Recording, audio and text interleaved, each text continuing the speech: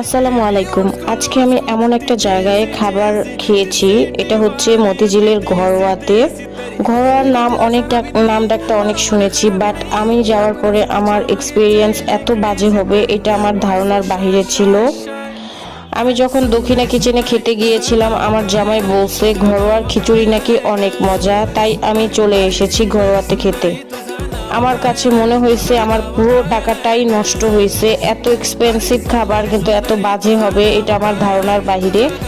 আমরা দুইটা খিচুড়ি নিয়েছিলাম, একটা নর্মাল খাসি আর একটা হচ্ছে লেগ।